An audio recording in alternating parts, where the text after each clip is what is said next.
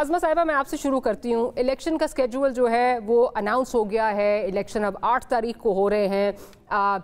अभी तक तो ये जो जिस तरह चीज़ें जा रही हैं और चीफ जस्टिस के जो लफ्ज़ हैं उनके मुताबिक पत्थर पर लकीर है कि 8 तारीख को इलेक्शन होंगे। अब इस वक्त जो चीज़ें नज़र आ रही हैं कि एक तो जलसे उस तरह नहीं हो रहे थे, वर्कर्स कन्वेंशन ज़्यादा थी, और उसमें भी जो ज़्यादातर जोर था वो मंशूर पे बात नहीं हो रही थी, या किस तरह चीज़ें जो हैं वो बेहतर होंगी उस पर बात नहीं हो रही थी। बात हो रही थी सिलेक्टेड, सिलेक्टर, मजलूमियत, अनाड़ी, ये सब ऑल ओवर अगर हम अक्रॉस द बोर्ड देखें तो यही चीज़ें चल रही थी। अवाम के इस वक्त 2 मेजर चैलेंजेस हैं। एक महंगाई जिसकी वजह से वो पिसके रह गए हैं, दूसरी अनएम्प्लॉयमेंट। किस तरह चीज़ें बेहतर होंगी?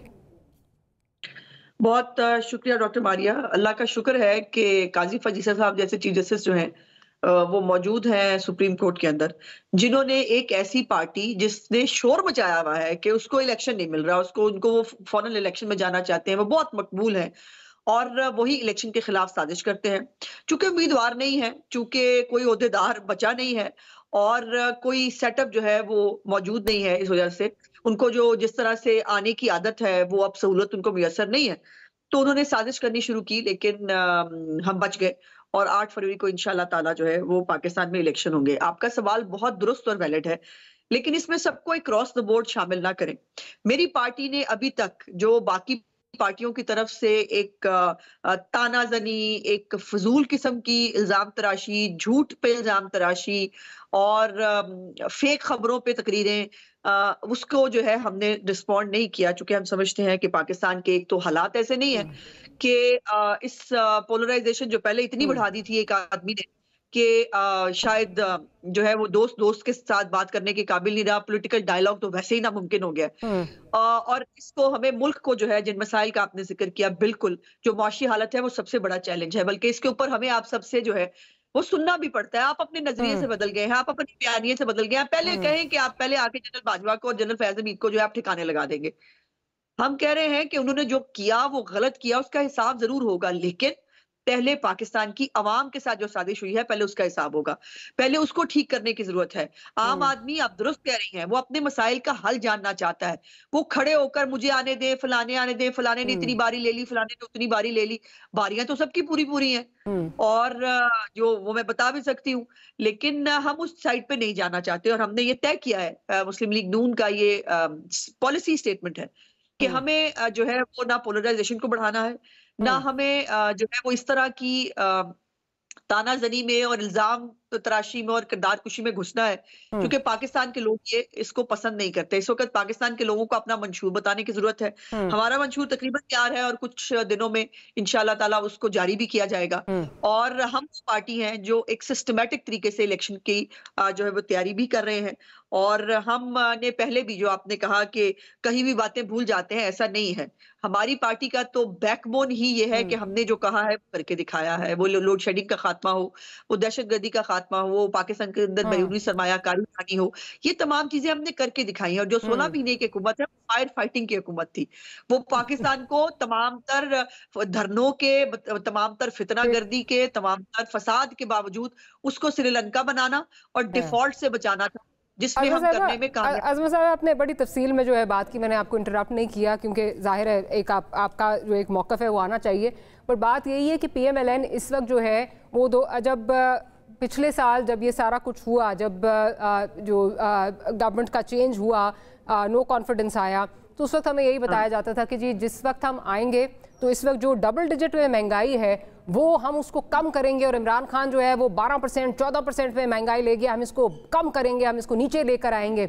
उसके बाद जब हम आए तो जैसे पाकिस्तान में हमेशा होता कि हमें तो अंदाज़ा ही नहीं था, ख़जाना खाली था, और उसके बाद रिकॉर्ड महंगाई जो है वो हुई। आप लोग जहाँ चीनी जो है वो 80-85 रुपए को जो है वो आप ताने देते थे, वो 100 को भी क्रॉस कर गई।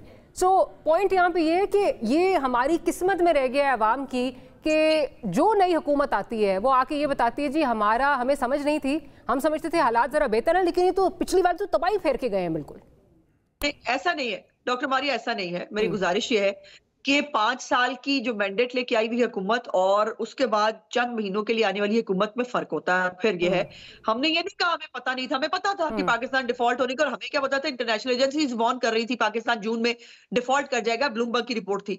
और इसके बाद श्रीलंका बनाने की जो साजिश लेकर मौसूफ निकले थे ना मुल्क के अंदर, वो भी आपके सामने है, और आईएमएफ का वो प्रोग्राम जो उसने खुद साइन किया था उसको डिफाई कर दिया।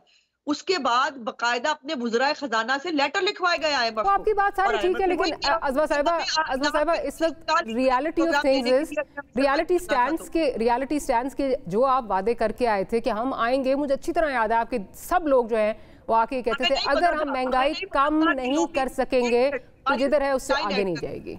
एक लाइन ऐड कर दूं, हमें नहीं पता था ये मुल्क दुश्मनी पे उतर आएगा वो शख्स जिसको जो है वो इस मुल्क ने इज्जत दी। हमें नहीं मालूम था कि अपनी लॉबियस्ट फर्म्स के जरिए पाकिस्तान को जो है वो बदनाम किया जाएगा, कहा जाएगा इसके पैसे रोक ले। यहाँ तो सलाम जदगान को अगले ने पैसे देने से रोक दिया था। उसने पूरी कैंपेन चलाई कि पाकिस्तान के सलाम जदगान को पैसे न भेजे। मैं जरा हैदर जमान कुरैशी साहब की तरफ भी चलती हूँ।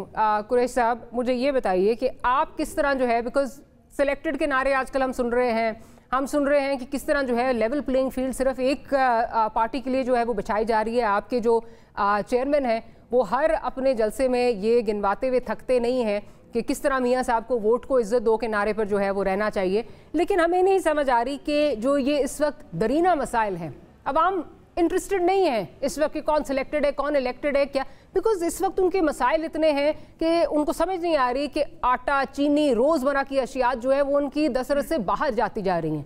आप किस तरह ये करेंगे, considering you were also part of PDM, you could not deliver in 16 months? बिस्मिल्लाहिर्रहमानिर्रहीम, बहुत शुक्रिया डॉक्टर साहिबा। बिल्कुल हमने ही सबसे पहले ये बात की और लाडला कह लें, लेवल प्लेइंग फील्ड की बात कर लें। हम तमाम जमातों के लिए एक इंक्लूसिव इलेक्शंस मांग रहे थे। इसमें एक जमात को अगर प्रेफरेंस मिल रही है और एक को पाबंद सलासिल किया जा रहा है तो we stand on our legacy of being a democratic party. माजी में भी 2018 में भी गलत हुआ, आज भी गलत हो रहा है, ये हमारी स्टेटेड पोजीशन है। दूसरी बात यह है कि this was because of the pressure that Pakistan Peoples Party created in the last 3 to 4 months कि इलेक्शन कमीशन एक डेट देने पे मजबूर हुआ और उसके बाद इलेक्शन कमीशन अब एक शेड्यूल देने पे भी मजबूर हो रहा है। हमारी दीगर जो जमातें हैं जिनमें PML नवाज भी है, उन्होंने इतनी विजिबल पोजीशन नहीं ली और इवन मियां नवाज शरीफ साहब का जब फ़कीरुल मिसाल इस्तकबाल हुआ कॉल उनके और 21 का वो जलसा हुआ मीनार पाकिस्तान में, तो उनकी स्पीच में कौम ये एक्सपेक्ट करती थी कि वो इलेक्शन कमीशन से कहें कि हमें एक डेट दो और शेड्यूल दो, लेकिन उन्होंने उसकी बात नहीं की और शायद उनकी अपनी कोई लॉजिक हो। तो हम ये समझते हैं कि ये तो था pre run to the elections. Now that the schedule is there, the date is there, बिल्कुल इकोनॉमी पे बात होनी चाहिए, आवाम के मुद्दों पे बात होनी चाहिए, सिक्योरिटी सिचुएशन पे बात होनी चाहिए। आप बहुत अच्छी तरह चीजों को समझते भी हैं। मुझे ये बताइए कि जो 16 माह में आप लोग डिलीवर नहीं कर सके, जी आप बात तो करने दें ना। जी बिल्कुल हम डिलीवर नहीं कर सके। व्हाई शुड वी से कि हम आए बाएं शाएं क्यों करें? But you have to understand कि डॉक्टर मारिया, अगर आपको 5 मिनट का प्रोग्राम दिया जाए और कहा जाए कि 60 मिनट के प्रोग्राम का आप नैरेटिव बना के मुझे डिलीवरी दें, तो that will be not logical. तो आप 16 माह की जो हुकूमत है उससे आप 16 माह की कारकर्दगी पर बात करें, 60 माह की हुकूमत की कारकर्दगी के साथ उसका मवाजना नहीं हो सकता। काश जब आप लोग आ रहे थे ना उस वक्त हमें बता के आते कि जी हम ना हमारे पास वक्त बहुत कम होगा, हमसे ज्यादा एक्सपेक्टेशंस मत लगाइएगा। जब एक चैनल लॉन्च होता है ना तो बताया जाता है कि हम पहले 5 के बंच में आएंगे, ये तो बाद में पता चलता है ना कि वो हालात क्या थे, ह्यूमन रिसोर्स क्या था, टेक्नोलॉजी नहीं थी। तो मैं तो मुद्दों पे बात करना चाहता हूँ ना, आप मुझे बात करने दें। आप इलेक्टोरेट को एक अपील प्रॉमिस करते हैं, कोई जमात 100% डिलीवर नहीं कर सकती दुनिया में किसी डेमोक्रेसी में, लेकिन यस हमने कुछ एरियाज में डिलीवर किया। Yes we were unfortunate, we had the worst floods, we had a very failing economy.